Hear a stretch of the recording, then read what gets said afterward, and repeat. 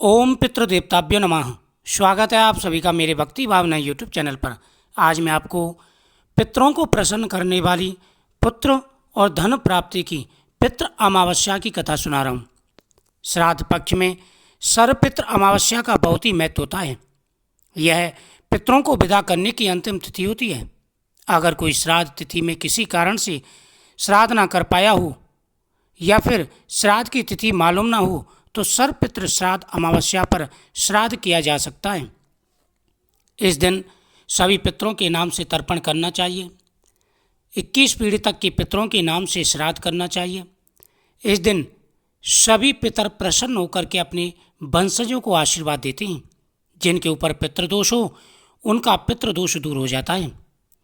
अगर किसी व्यक्ति के ऊपर पितृदोष है तो इस कथा को जरूर सुनना चाहिए। दोस्तों, जिनके ऊपर पितृदोष हो उन्हें पुत्र की प्राप्ति नहीं हो पाती। धन प्राप्ति में अनेकों प्रकार की व्याधाएं आती हैं।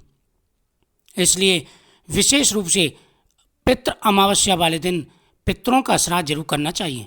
कौवे का ग्रास जरूर निकालें, गौ का ग्रास निकालें, अग्नि का ग्रास निकालें। पितरों के नाम से पीपल वृक्ष के नीचे दीपक जला करके परिक्रमा करें। पितरों से क्षमा याचना करें। कुछ दूरी तक पितरों को विदा करके आएं।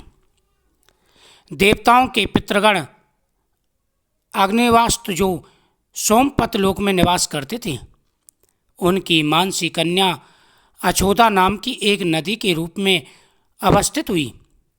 मत्स्य पुराण में अछोदा सरोवर और अछोदा नदी का जिक्र मिलता है, जो कि कश्मीर में स्थित है। यह पौराणिक कथा है, पौराणिक इतिहास है। पितृ अमावस्या से संबंधित बहुत सारी कथाएं हैं, लेकिन यह कथा सुनने से आपको अवश्य लाभ मिलेगा।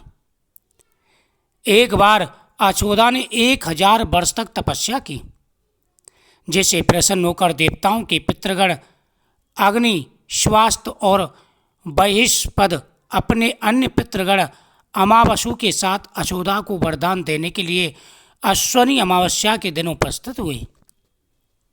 उन्होंने अछोदा से कहा कि हे पुत्री, हम सभी तुम्हारी तपस्या से अति प्रसन्न हैं, इसलिए जो चाहो वर मांग लो।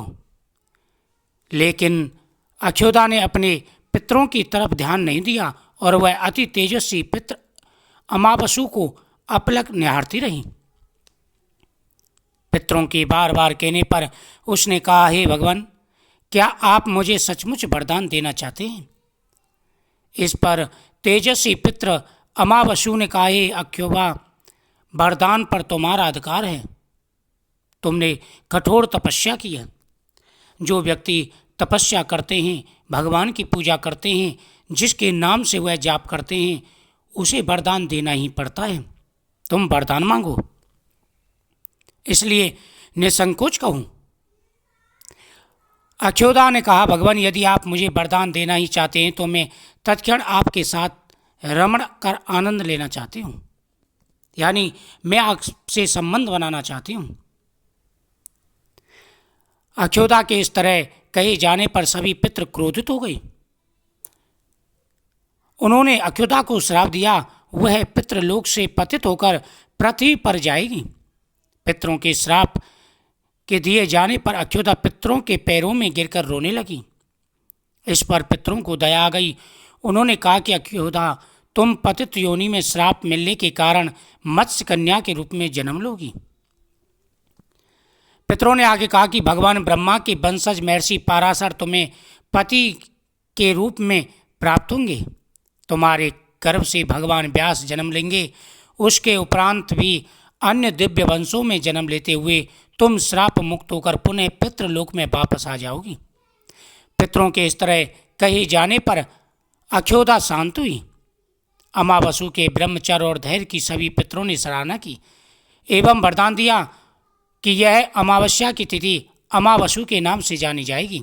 जो प्राणी किसी भी दिन श्राद्ध न कर पाएँ, वह केवल अमावस्या के दिन श्राद्ध तर्पण करके सभी बीते 14 दिनों का पुण्य प्राप्त करते हुए अपने पितरों को तृप्त करेंगे। तभी से प्रत्येक माह की अमावस्या तिथि को सर्वाधिक महत्व दिया जाता है और यह तिथि सर्वपितृ श्राद्ध के रूप में मनाई जाती है। उसी पाप के प्रायश्चित हेतु कालांतर में यही अछोदा महर्षि पाराशर की पत्नी एवं व्यास की माता सत्यवती बनी। तत्पश्चात समुद्र के अंशभूत शांतनु की पत्नी और 2 पुत्र चित्रांगद और विचित्र वीर को जन्म दिया था। इन्हीं के नाम से कलयुग में अष्टका श्राद्ध मनाया जाता है। पितृ अमावस्या का विशेष महत्व होता है। जिनके संतान ना हो, जिनको पितृदोष हो, उनको इस दिन पितरों के नाम से पूजन जरूर करना चाहिए। जो व्यक्ति पितृ अमावस्या के दिन पितरों की पूजा करते हैं, पितरों के नाम से ग्रास निकालते हैं, ब्राह्मण को भोजन कराते हैं, उनकी सभी मनोरथ पूरे हो जाते हैं। जो भी उनके मन में कामना है, उनकी प्रत्येक मनोकामना पूरी हो जाती है। धन बढ़ता है, सुख समृद्धि बढ़ती है, जीवन में आ रहे सारे दुख परेशानियां दूर हो जाती हैं। हमारे हिंदू समाज में श्राद्ध का बड़ा महत्व है। लोगों द्वारा श्राद्ध करने के पीछे कई मान्यताएं हैं। पितरों को याद किया जाता है, जो उनके द्वारा किए गए कार्य याद दिलाते हैं, और उनकी आत्मा की शांति तथा उनकी मोक्ष की प्राप्ति के लिए भी श्राद्ध किया जाता है। इसी कारण पितरों का श्राद्ध करना महत्वपूर्ण माना गया है। माना जाता है कि पितरों की पूजा करने से हमारे गृहस्थ जीवन में सदा ही खुशियाँ आती हैं। यह माना जाता है कि देवताओं के पितृगण अग्निवास हैं, जो सोमनाथ में निवास करते हैं, और उनकी कन्या मानसी है, जो अशोदा के नाम से एक नदी के रूप में उपस्थित है। इनकी इस कथा को सुनने से हमारे सारे दोष दूर हो जाते हैं। अमावस्या के दिन सबसे पहले सुबह स्नान करें। स्नान करने के बाद में घर को अच्छी तरह से साफ करें। उसके बाद में पितरों के सामने दीपक जलाएं और पितरों को पुष्प अर्पण करें। पितरों को पुष्प अर्पण करते समय ओम सर्व पितृदेवताभ्यो समर्पयामि इस प्रकार से बोलें। साथ ही उनके सामने भोजन बना करके रखना चाहिए। उसके बाद में सभी पितरों को नमस्कार करें। फिर ब्राह्मण को निमंत्रण करके आवें। ब्राह्मण को न्योता देकर के आए और दोपहर के समय मध्यम काल में ब्राह्मण को भोजन कराएं। सायंकाल में पितरों से क्षमा याचना करें। सभी परिवार के बंधुजन पितरों के सामने बैठ कर के पुष्प हाथ में लेकर के क्षमा याचना करें। मंत्रहीनम क्रियाहीनम भक्तिहीनम सुरेश्वरा यद पूजतम मया देवम परिपूर्णम पितृदेवता। इस प्रकार से उनसे प्रार्थना करें कि पितृदेवताओं, हम पूजा पाठ मंत्र विधि कुछ नहीं जानते, जैसे श्रद्धाभाव से हमने आपकी पूजा की है, आप हमारी पूजा को स्वीकार करें। उसके बाद में पितृदेवता के सामने पुष्प अर्पण करें। पुष्प अर्पण करने के बाद में पितृदेवताओं के सामने दीपक जलावे, व्यंजन रखें, भोजन बना करके रखें। उसके बाद में पितृदेवताओं के मंत्रों का जाप करें। इस दिन आप हवन भी करवा सकते हैं। उसके बाद में कुछ दूर तक एक लोटे में जल रख करके ओम पितृदेवताभ्यो नमः, ओम पितृदेवताभ्यो नमः ऐसा कहकर के जल डालते हुए जाए और पितरों को विदा करना चाहिए। पितृ प्रसन्न होकर के मनवांछित फल प्रदान करते हैं। जीवन में आ रही सारे दुख परेशानियां दूर हो जाती हैं। जो व्यक्ति सच्चे मन से पितरों की पूजा करते हैं, आराधना करते हैं, उनके जीवन में आ रहे सारे दुख दूर हो जाते हैं और साथ ही पितृदोष दूर हो जाता है। पितृदोष के कारण कई प्रकार की परेशानियां आती हैं। अगर इनमें से निम्न परेशानियां आपको आ रही हैं तो आप समझ सकते हैं कि आपके ऊपर पितृदोष है। देखो, अगर आपके ऊपर पितृदोष है तो आपको कहीं पर भी सफलता नहीं मिलेगी। अगर आप सफलता के लिए प्रयत्न करेंगे, प्रयास करेंगे, लेकिन आपको सफलता नहीं मिल पाएगी। दूसरा है पुत्र प्राप्ति। पितृदोष के कारण सबसे ज़्यादा पुत्र प्राप्ति में रुकावटें आती हैं। घर में छोटी छोटी बातों को लेकर के लड़ाई झगड़े होते हैं, कलेश होते हैं, अपशगुन होते हैं। साथ ही पितृ दर्शन भी देते हैं। पितृ दर्शन भी देते हैं। वो किस स्थिति में दर्शन देते हैं उससे भी आप अंदाज़ा लगा सकते हैं।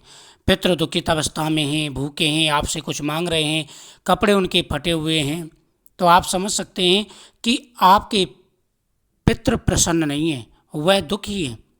इसलिए आपको पितृदोष लगा है और प्रत्येक वंशज का ये दायित्व होता है कि वह अपने पितरों के उद्धार का प्रयत्न करें। इसलिए पितृपक्ष में विशेष रूप से ध्यान रखना चाहिए। जितना दान पुण्य हो उतना दान पुण्य करें, जितना सामर्थ्य हो उतने लोगों को भोजन कराएं। साथ ही गौ माता का पूजन करें। शास्त्रों में अमावस्या के दान का विशेष महत्व कहा गया है।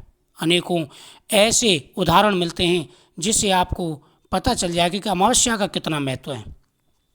अमावस्या के दिन पितरों की पूजा करें, श्राद्ध करें, गौ माता की पूजा करें, घर पर आए हुए अतिथि का सत्कार करें, अपने बुजुर्गों का सत्कार करें, दूसरों से आशीर्वाद प्राप्त करें। अगर ऐसा करेंगे तो आपको लाभ मिलेगा, आपकी प्रत्येक मनोकामना पूरी होगी। मुझे उम्मीद है आपको ये जानकारी बहुत ही अच्छी लगी हो। तो इस कथा को आप जितना सुन सकें उतना सुनें। आपकी प्रत्येक मनोकामना पूरी होगी और आपको विशेष लाभ भी मिलेगा। इस वीडियो को ज़्यादा से ज़्यादा शेयर करें, चैनल को सब्सक्राइब करें, कमेंट में ओम पितृदेवताभ्यो नमः जरूर लिखें। पितृदेवता आपकी प्रत्येक मनोकामना पूरी करेंगे और जीवन में आ रहे सारे संघर्ष, सारी परेशानियां दूर हो जाएंगी। तो मुझे उम्मीद है आपको ये कथा बहुत ही सुंदर लगी होगी। पितृदेवता आपकी सभी मनोकामना पूरी करें।